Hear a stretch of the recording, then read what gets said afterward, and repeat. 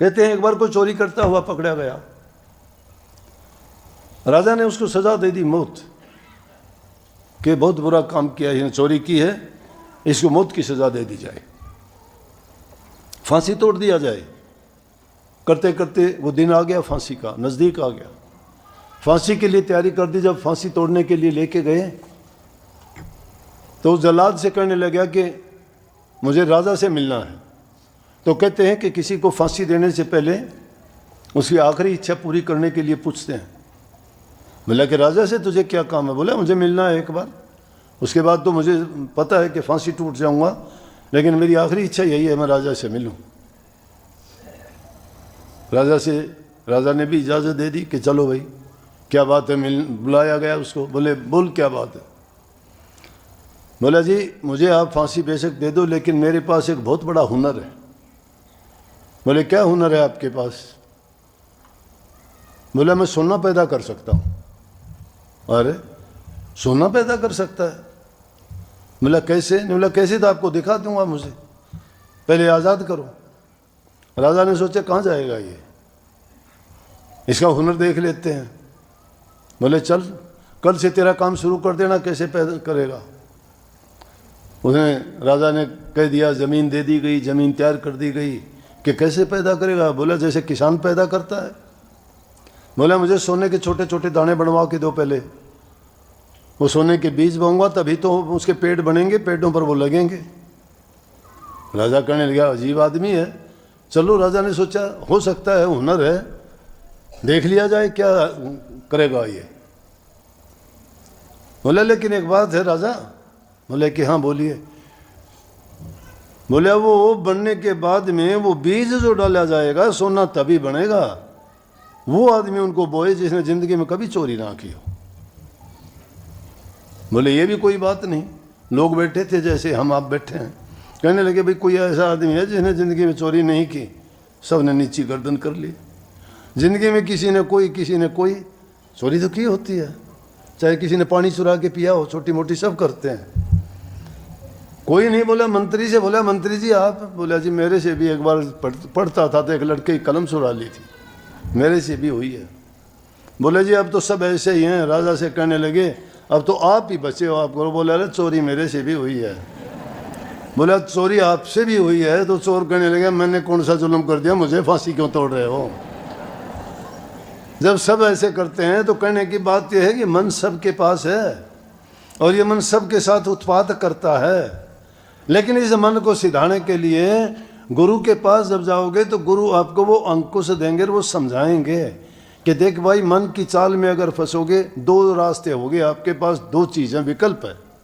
जिस आदमी के सामने विकल्प नहीं है उसके तो मजबूरी है। हमारे पास दो विकल्प हो गए गुरु मिलने पे, एक मन हो गया, एक गुरु हो गया। जो मन के कहे में काम करेगा वो मनमुख कहा जाएगा, और जो गुरु के कहे में काम करेगा वो गुरुमुख होएगा। तो इसलिए मनमुखता को छोड़ के गुरुमुखता की ओर मन को मोड़ लीजिए। मन तो आपसे करवाएगा पाप कर्म, नीच कर्म, खोटे कर्म, बुरे कर्म, वो तो लेके जाएगा हमें नरकों की ओर। लेकिन जो गुरुमुखता का रास्ता आपने अपना लिया तो गुरु तो कहते हैं कि उस मालिक की भक्ति करो निष्कपट मन से, सच्चाई के साथ। दुनिया में रहते हुए तो अच्छा बर्ताव करो। अच्छा बर्ताव में आपको बता दिया गया कि तीनों प्रकार से, मन से, वचन से और कर्म से पवित्र होके चलो। और वो चीजें घर से शुरुआत करनी पड़ेगी, बाहर के नहीं। घरों में जिसके प्यार प्रेम नहीं है, घरों में जो बूढ़े माँ बाप या ये लड़कियां सास ससुर की सेवा नहीं करती हैं, पति को प्यार से नहीं बोलती हैं, बात नहीं करती हैं, तो वो घर तो नरक के समान बन जाता है। कहाँ से उस घर में शांति होगी? जिस घर में शांति नहीं है, कहाँ भक्ति, कहाँ सत्संग, कहाँ गुरु का नाम, और उनके कैसे बच्चों को संस्कार मिलेंगे? बच्चों में वही संस्कार पैदा हो जाएंगे जिस प्रकार से घर में जैसा अन्न खाया जाएगा, जैसे विचार होंगे, जैसी संगति होगी, जैसा उनका बर्ताव व्यवहार होगा, वैसी संतान भी वैसी बन जाएगी। अभी एक लड़की मेरे पास आई, बोली संतान के लिए प्रसाद बना के दे दो, रोने लग रही हो। मैं बोले अगर रोती रोती तुम्हें प्रसाद खाएगी तो रोने वाला बच्चा पैदा होगा, फिर कहेगी तुम्हें रोता है रोजाना। नहीं, कोई भी काम हंसते हुए कीजिए ना, खाना बनाते हो हंसते हुए बनाओ, सब्जी बनाते हो हंसते बनाओ, किसी को परोसते हो हंसते हो परोसो, देखो उसको खाने वाले को भी स्वाद आएगा, शांति मिलेगी, आपको भी खिलाने में आनंद आएगा।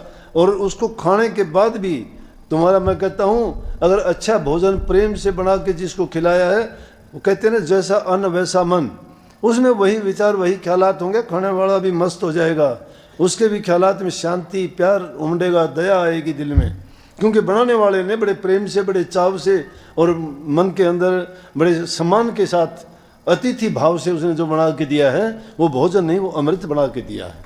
अमृत तो इंसान को जिंदा कर देता है, रोगों से भी बचा लेता है।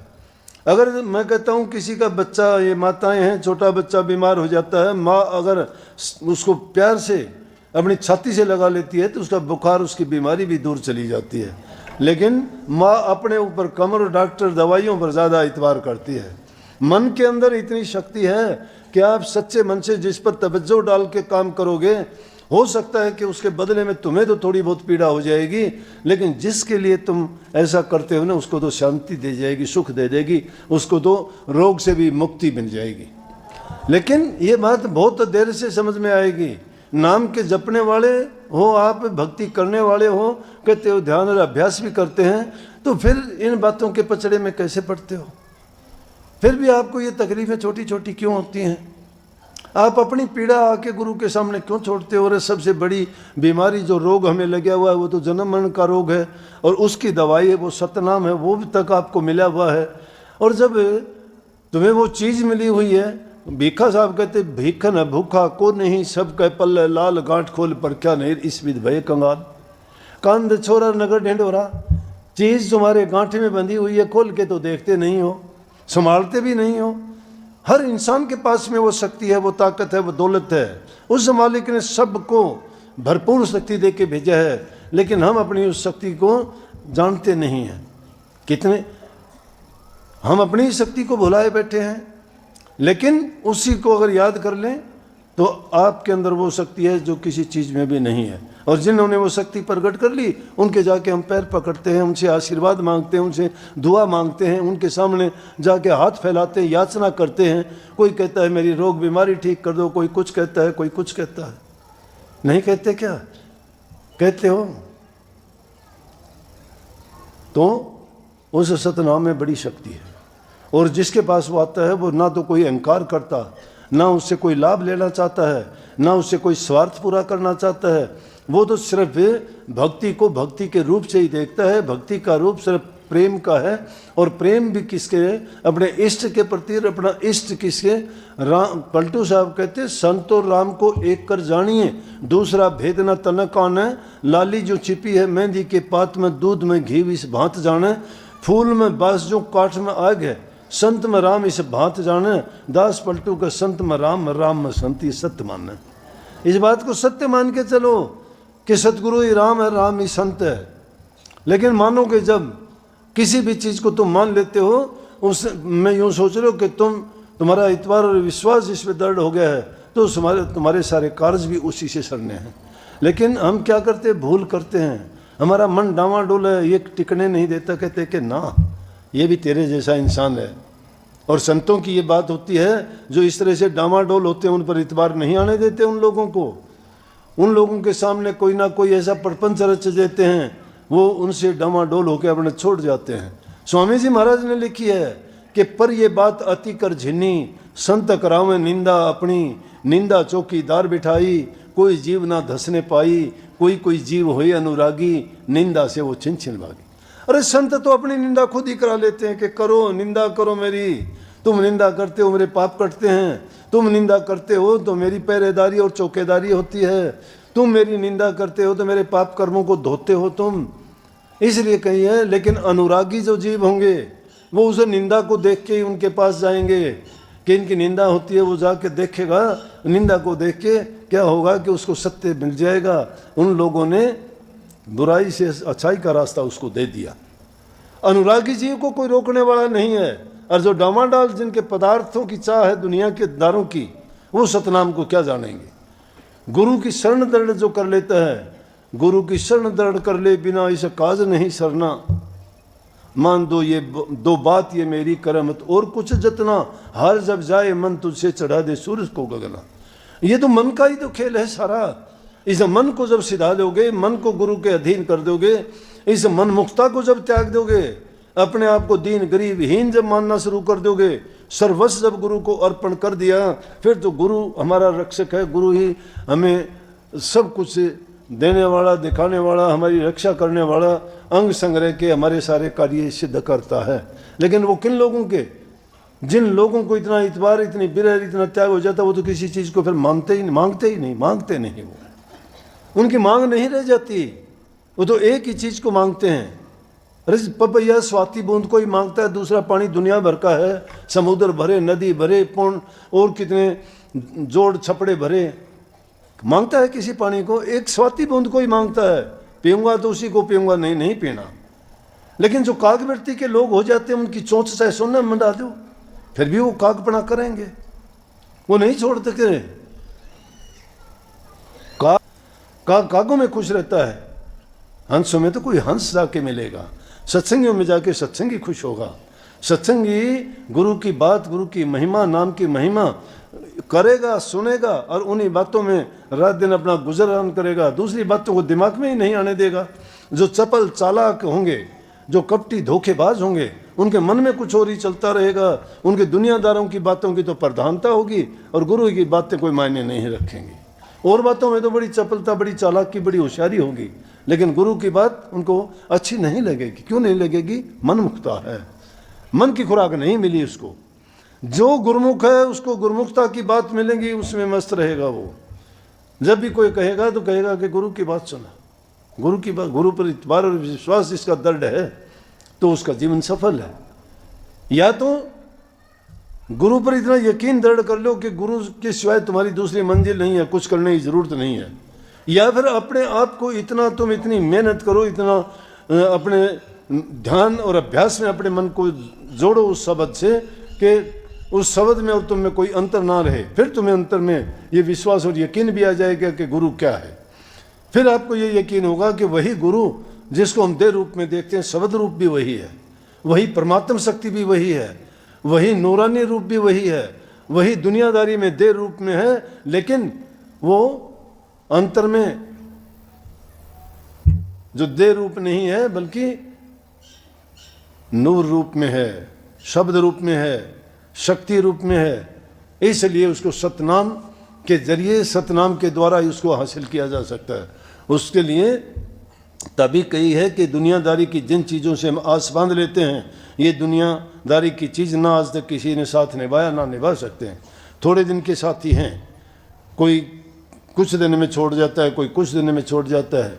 जब यहाँ कोई रहने वाला ही नहीं है, ये तो मिट्टी का काम है। जिस तरह फरीद साहब ने कही, फरीद साहब चले जा रहे थे, देखते हैं कि एक जगह पर मिट्टी है और वहाँ मुर्दा रखा हुआ है, मुर्दे को मिट्टी में दबाने वाले हैं। विचार और ख्यालात आता है, सोचता है इंसान, हर इंसान सोचता है। लेकिन जब तक दुनियादारी की चीज़ों में पड़ते हैं तो हमें मौत याद नहीं रहती। जो मौत को हमेशा याद रखता है वो इंसान कभी गलती भूल नहीं करता है, वो भटकता नहीं है, वो मालिक के रास्ते पे ही चलने की कोशिश करता है। क्या किया तो उसको देख के फरीद साहब कहते, देख फरीदा मिट्टी खुली, मिट्टी उते मिट्टी डुली, मिट्टी हंसे मिट्टी रोवे, अंत मिट्टी दा मिट्टी होवे। मिट्टी, अरे ये मिट्टी तो है, ये हमारा शरीर, ये तो मिट्टी में मिल जाना है। चाहे इसको कोई किसी रूप में, चाहे इसको अग्नि की सुपर्द करना, चाहे मिट्टी की सुपर्द करना, चाहे इसको पानी में बहा देना, आखिर मिट्टी में ही मिलना है। जब ये है मिट्टी और मिट्टी में ही मिल जाना है, तो ये तो ऐसा समझो कि जिस प्रकार से कोई बेगाना औजार हमें मिला है और उससे हमें अपना काम करना है। ये जीवन रूपी मौका, अवसर हमें मिला है अपने जीवन को संवारने का, और ये बेगाना औजार मिला है, वो टाइम पर नहीं तो हमसे छीने लेगा।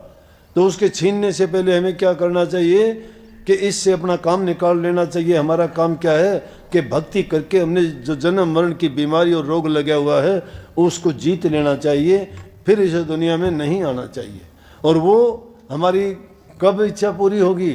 जब हम उस नाम की कमाई करेंगे। नाम में ये शक्ति है, नाम हमारे पापों का नाश करता है, नाम हमारे जन्म मरण से मुक्ति दिलाता है, नाम ही हमारे खोटे मंदे कर्मों को करने से हमें रोकता है। नाम ही हमें अच्छाई की ओर लेके जाता है। नाम ही हमारे दिल में विश्वास, श्रद्धा, प्रेम, दया भाव ये पैदा करता है। नाम के बिना तो हम ऐसे हैं जिस प्रकार से अंधेरी रात चंद्रमा के बिना, पुत्र के बिना जिस प्रकार से घर सुना है, इसी प्रकार से बिना नाम के, नाम बेहुना इंसान का जीवन भी ऐसे ही है। नाम बेहुना जीवन ऐसे ही है जिस प्रकार से पुत्रहीन परिवार, कहते हैं ना कि घर में चांदना पुत्र का होता है, पुत्र नहीं तो बुरा मानते हैं कि घर में लड़का नहीं है। चांदना हो जाता, अगर लड़का हो जाता तो बोलते हैं कि नहीं बोलते। और अगर चंद्रमा नहीं हो तो अंधेरी रात है, तो रात का क्या है? अंधेरी रात को कोई पसंद नहीं करता, वो उस चंद्रमा से प्रकाशित हो जाती है। इसी प्रकार से जिसको नाम मिल गया, गुरु मिल गया, उसके हृदय में भी वैसे ही प्रकाश हो जाता है। सारा अज्ञान का अंधेरा दूर हो जाता है, पाप कर्म सारे नस जाते हैं और उसका जीवन संवर जाता है। तो जो इंसानी चोला हमें मिला है वो ये काम करने के लिए मिला है। इसलिए इन जगत की चीज़ों की आस को छोड़ देना चाहिए। जिसकी आस करोगे वो सब के सब धोखा देंगे, सब का सब धोखा देंगे। इतबार करो तो अपना स्वयं का करो, ये घबराने की चीज़ नहीं। तुम्हारा अपना आप आपको धोखा नहीं देगा। जैसा तुम चाहोगे वैसा ही करेगा ये। अगर तुम जिस रास्ते इसको चलाओगे वैसा ही चलेगा। दूसरा आदमी तो धोखा भी दे देगा, गलत रास्ते भी चला देगा, आपके साथ कपट चतुराई भी कर लेगा, लेकिन तुम्हारा अपना आपा तुमसे ऐसा कुछ नहीं करेगा। तुम जैसे चाहोगे वैसे ही करेगा। तुम उसको कैसे भी रास्ते पे डालो। लेकिन मैंने एक बात जो पहले कही थी, वो अपनी मनमुखता का काम होगा। मनमुखता में तो अनेक प्रकार की हमें खतरे रहेंगे इस रास्ते में चलने में। भक्ति के आध्यात्मिक मार्ग में अकेला चलने में बहुत खतरे हैं। जगह जगह बहुत गिरावट आती है। अभ्यासी आदमी को पता है जब अंतर में जाएगा तो मन गिरा लेगा। अनेक प्रकार के लोभ लालच आपको मिलेंगे, ऐसी ऐसी चीज़ें आपके पास आनी शुरू हो जाएंगी, इज्जत मिलनी शुरू हो जाएगी, तुम्हें मान मिलेगा, अभिमान हो जाएगा, उससे तुम्हारी बढ़ाई शुरू होनी हो जाएगी। तो समझो ये तुम्हारी गिरावट शुरू हो गई है। ये तुम्हें रास्ते पे हटाने के लिए काल और माया ने खेल रच दिया है। जो गुरुमुख होते हैं वो इस बात को भली भांति समझ जाते हैं कि ये बाधाएं, ये हमारी उन्नति नहीं, हमारी बाधाएं हैं। इसलिए उनके झपट में मत आओ। वो काल की तरह से झपट मारेंगे, जिस तरह से काल जैसे बाज पंछी को दबोच लेता है अचानक आके, इसी तरह से जीव को भी वो मौत और वो काल इसी तरह दबोच लेते हैं। परंतु उससे बचने का जो उपाय है वो ये है कि इन चीज़ों को अपने पास ना फटकने दो। अपने गुरु को आगे रख के, जो गुरु ने आज्ञा दी है, जो गुरु ने हमें शिक्षा उपदेश दिए हैं, उनके अनुसार हमें नाम भक्ति करनी चाहिए। और उनमें सबसे पहले है नाम का सुमन करना। सुमन भी किस प्रकार से करो कि किसी को बताना, सुनाना, दिखाने की ज़रूरत नहीं है। वो तो किसी को दिखाना, बताना तो इसलिए करते हैं कि ऊंचे ऊंचे महल चढ़ाते हैं कि दूसरे लोग कहेंगे कि इसका बहुत अच्छा है। अच्छे अच्छे कपड़े पहनोगे कि दूसरों को ये लगेगा अच्छे कपड़े हैं। हमें किसको दिखाना है? वो नाम से अपना अंतर सिजाना है, वो दिखाने की चीज़ नहीं है। और जिसने भी नाम की भक्ति की ना, उन्होंने छिपाया, किसी को बताया नहीं।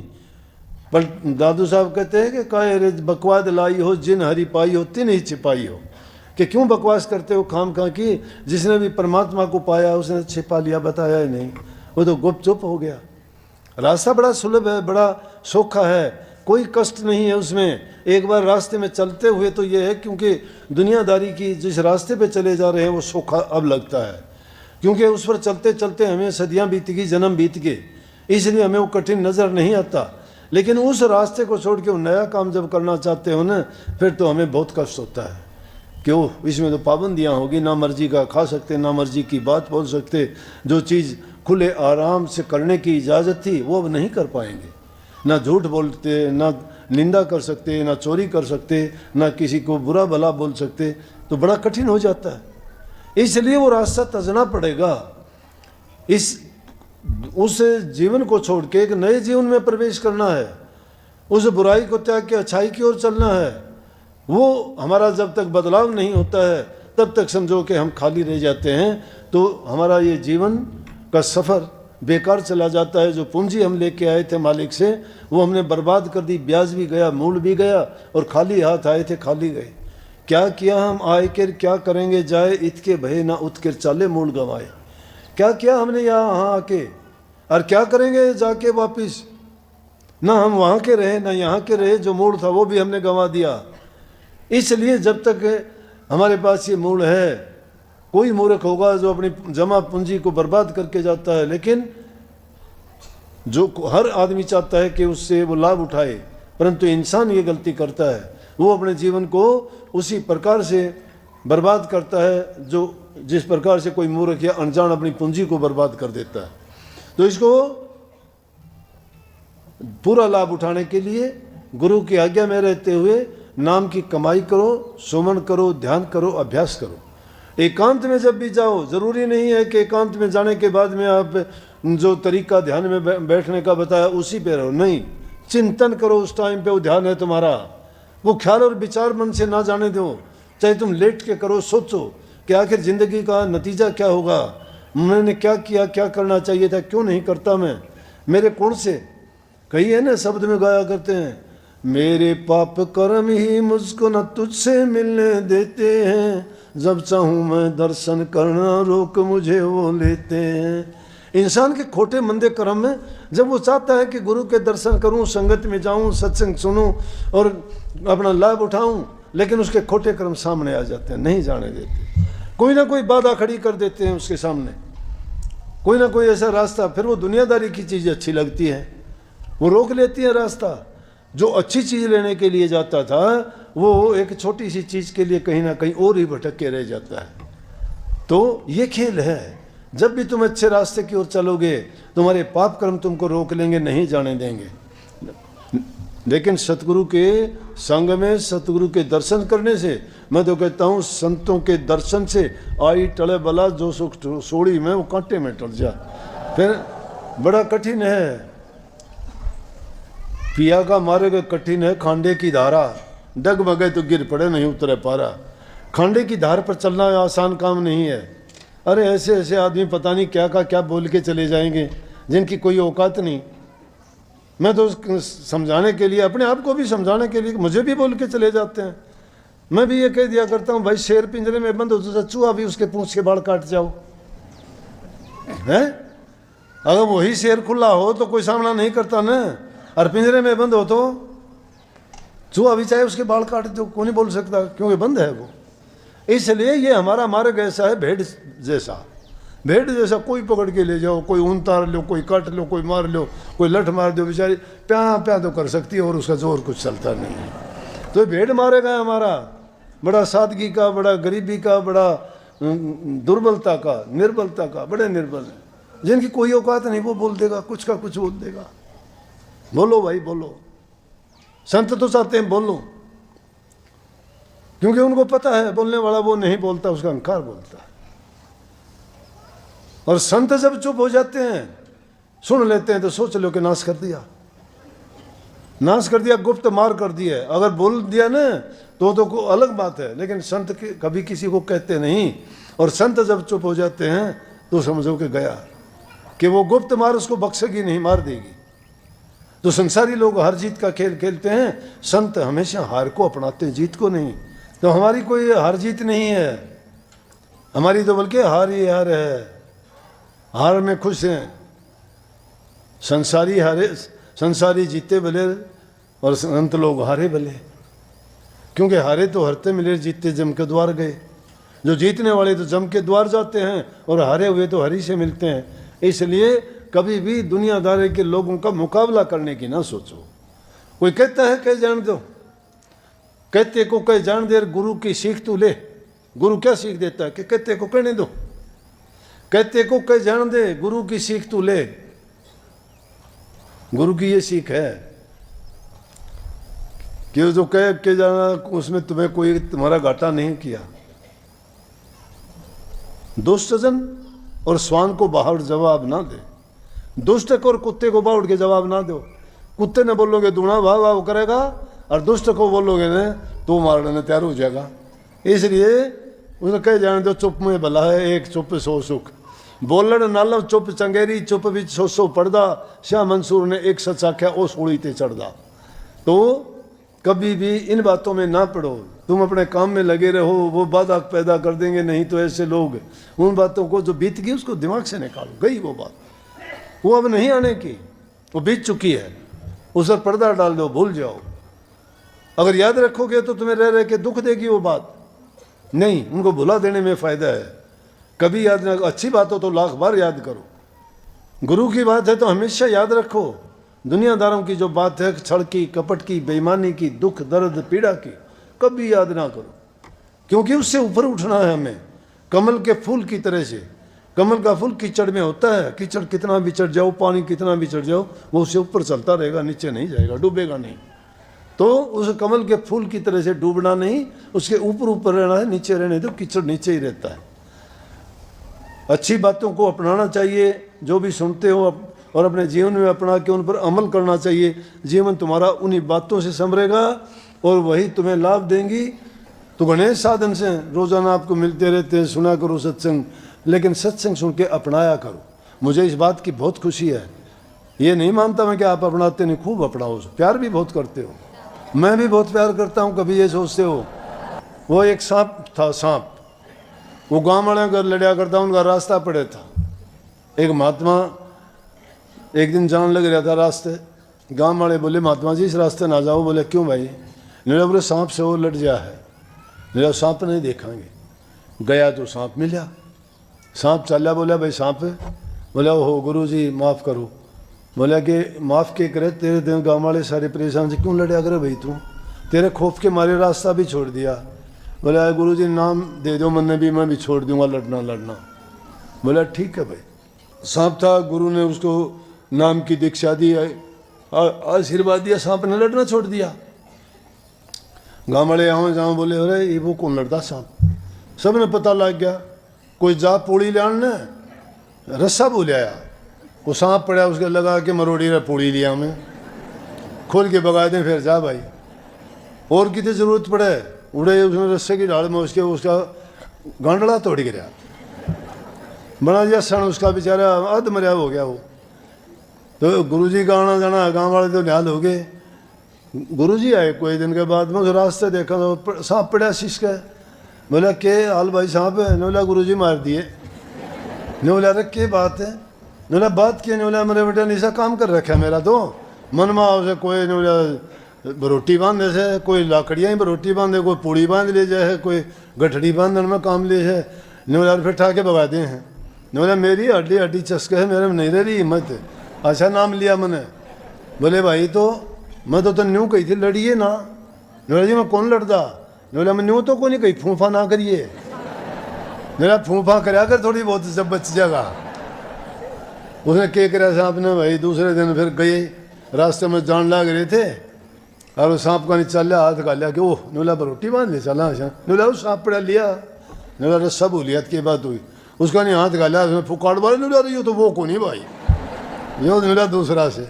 तो इसलिए भाई फूफा तो थोड़ी बहुत मैंने करनी पड़े है, वो तो बुरा हो ना मानियो।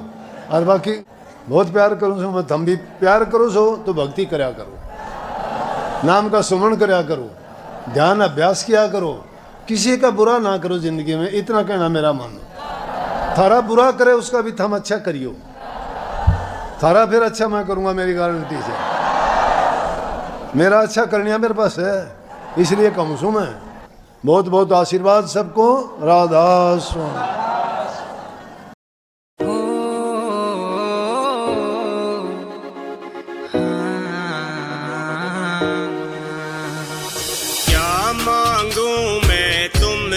सतगुरु तुम हो अंतर्यामी जी, थारे दर्शन से चित प्रसन्न रहे मेरा मेरे स्वामी जी। क्या मांगू मैं तुमसे सतगुरु तुम हो अंतर्यामी जी, थारे दर्शन से चित प्रसन्न रहे मेरा मेरे स्वामी जी।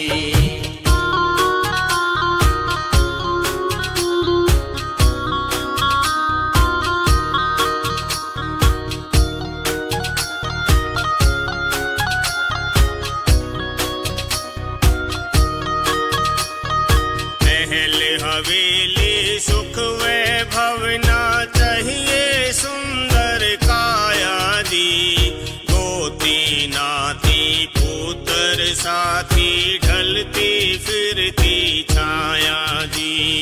महल हवेली सुख वैभव ना चाहिए सुंदर काया जी। पोते नाते पुत्र साथी ढलती फिरती छाया जी। ना मांगू धन माया जी, जो कर दे नीत हरामी जी। हर दर्शन से चित प्रसन्न रहे मेरा मेरे स्वामी जी। क्या मांगू मैं तुमसे सतगुरु तुम हो अंतर्यामी जी। हर दर्शन से चित प्रसन्न रहे मेरा मेरे स्वामी जी।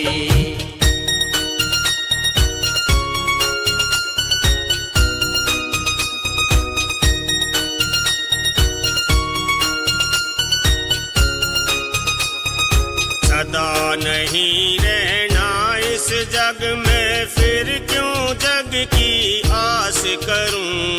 गुरु भक्ति में जीऊं आखिर, हर चरणा में सांस धरूं। सदा नहीं इस जग में रहना, फिर क्यों जग की आस करूं।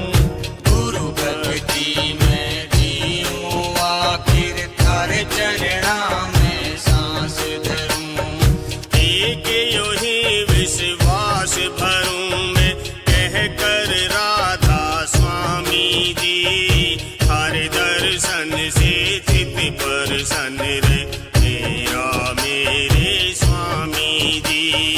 क्या मांगू मैं तुमसे सतगुरु तुम हो अंतर्यामी जी। हर दर्शन से चित प्रसन्न रहे मेरा मेरे स्वामी जी।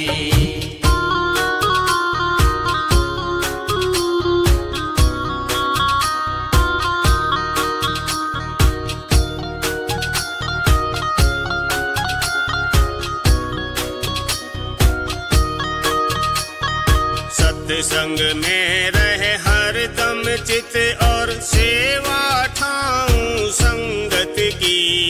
और चढ़े ना कोई रंग, बस चाहना रह तेरी रंगत की। सत्संग में रहे हर दम चित, और सेवा ठाऊं संगत की। और चढ़े ना कोई रंग, बस चाहना रह तेरी रंगत की। अरज मने या कर बद की, तुम भर लो इसकी हामी जी। हर दर्शन से चित प्रसन्न रहे मेरा मेरे स्वामी जी। क्या मांगू मैं तुमसे सतगुरु तुम हो अंतर्यामी जी। हर दर्शन से चित प्रसन्न रहे मेरा मेरे स्वामी जी।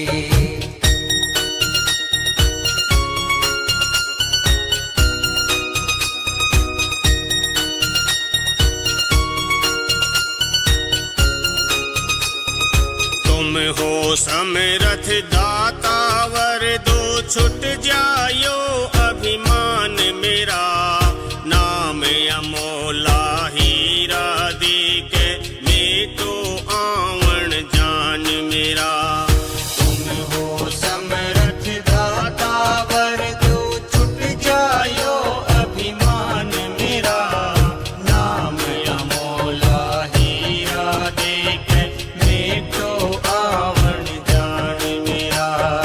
करो पूरा अरमान मेरा, दिखला दो धाम अनामी जी। हर दर्शन से चित प्रसन्न रे मेरा मेरे स्वामी जी। क्या मांगू मैं तुमसे सतगुरु तुम हो अंतर्यामी जी। हर दर्शन से चित प्रसन्न। कि दुनियादारी के लोग हैं, तमाशा देखने वाले हैं। कोई किसी का नहीं है, स्वार्थ पूरा होता है तो अपने हैं, स्वार्थ होता है तो ये पेट के अंदर बढ़ जाते हैं, बात मीठी मीठी करते हैं और ऊपर से कुछ होते हैं और अंदर से कुछ और होते हैं। धोखा कपट बेईमानी इनके अंदर भरी होती है। अगर ये निष्कपट निश्चल दिल से अगर कोई भी काम करते हैं तो उस काम में कभी कमी आ नहीं सकती, सच्चे मन से। इसलिए उसको सत्य नाम कहा है, निज नाम कहा है। उस निज नाम की खूबी क्या है कि निज नाम निज देश का भेद देता है। जहाँ पर ये हमारी रूह उस निज देश में हमेशा आनंद से भरपूर मस्त मगन रहती थी और उसको किसी प्रकार की कोई दुख कष्ट और कलह नहीं थी। और यहाँ भी उसी तलाश में घूमती है, ये सह खोजने की कोशिश करती है कि मुझे शांति मिले, शांति मिले। सब कहते हो शांति नहीं है, शांति नहीं है। कोई धन में शांति ढूंढता है, नहीं है। कोठी बंगलेकारों की कमी नहीं जिन पास में, वो भी ये कहते हैं कि बहुत दुखी संसार में, कमी नहीं है उनके पास, किसी चीज़ की कमी नहीं। वो कहते हैं क्या दुखी हैं बहुत। और धन में सुख ढूंढने वालों धनवानों से पूछ लो, वो भी ये कहते हैं कि बहुत दुखी संसार में। हम दुखी हो गए कारोबार के कारण। लंबे चौड़े जिनके परिवार हैं, भाई भतीजे बहुत हैं, कोर्ट कचहरियों में जाके देख ले, उनके मुकदमे चलते हैं। भाई भाई का मुकदमा है, चाचे ताऊ का मुकदमा है, बहन भाई का मुकदमा। किस चीज़ के लिए? थोड़े हित और स्वार्थ के लिए। कितने लोगों के ऐसे काम होंगे। लेकिन सत्संग में जाओगे, कहते हैं कि अरे भाई जो तेरा है संतोष कर, संतोष करो। जो इंसान संतोष कर लेता है उसके पास सब कुछ है। शांति चाहिए इस रूह को। ये दुखी है इस संसार में, ये संसार दुखों का कारण है। महात्मा बुद्ध ने यही कही थी कि संसार दुखों का कारण है। और दुख के कारण क्या है? यही चीज़ें हैं। उस सुख की तलाश में महापुरुषों की शरण में जाते हैं। महापुरुषों की शरण में जाके उनसे वो सूत्र पूछते हैं कि हमें वो ज्ञान दीजिए। वो ज्ञान निज नाम होता है।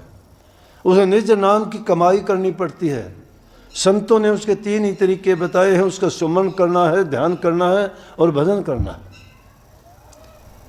लेकिन करेगा कौन? जो सच्चे दिल से करेगा, जो बुराई को छोड़ देगा। बुराई जब तक है तब तक वो निज नाम आपके हृदय में नहीं। अंतर की सफाई करनी पड़ेगी। इस मन के अंदर जो मैल भरी पड़ी है, जो कचरे भरे पड़े हैं, जो पाप कर्म का प्रभाव जमा हुआ है, युगों युगों से हमारे खोटे मंदे कर्मों का जो हमने इसमें कूड़ा करकट इकट्ठा कर रखा है, वो बुहारना पड़ेगा। जब तक बुहारा नहीं जाता है तब तक नाम वहाँ नहीं ठहर सकता। इसीलिए तो कहते हैं ना, आप हमारा नाम में मन नहीं लगता। आप भी लगा के देख लेना। नहीं लगाते हो, मुझे पता है।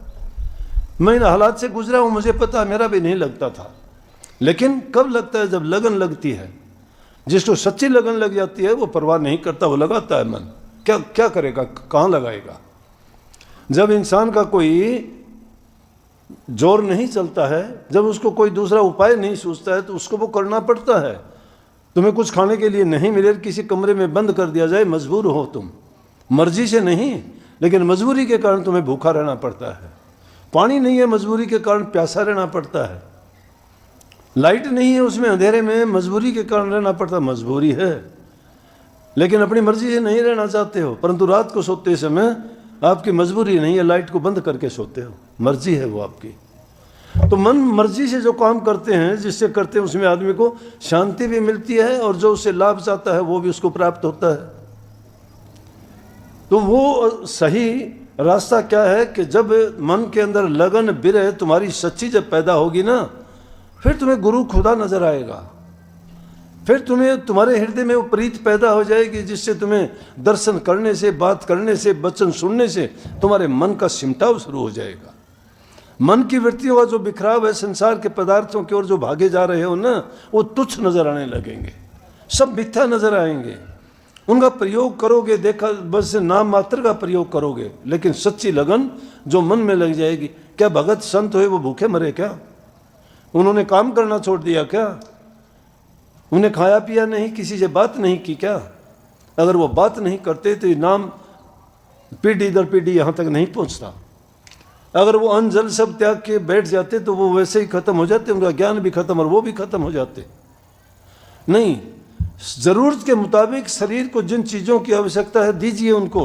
जिसका शरीर स्वस्थ नहीं है वो कुछ भी करने के लायक नहीं है। टाइम पर वक्त के अनुसार सभी चीज़ें कीजिए, शरीर को भी तंदुरुस्त रखिए। स्वास्थ्य तुम्हारा, मन भी अब स्वस्थ होना चाहिए। शरीर स्वस्थ होने के साथ मन भी स्वस्थ होना चाहिए। स्वस्थ मन होगा तभी स्वस्थ उसमें विचार पैदा कर सकते हो।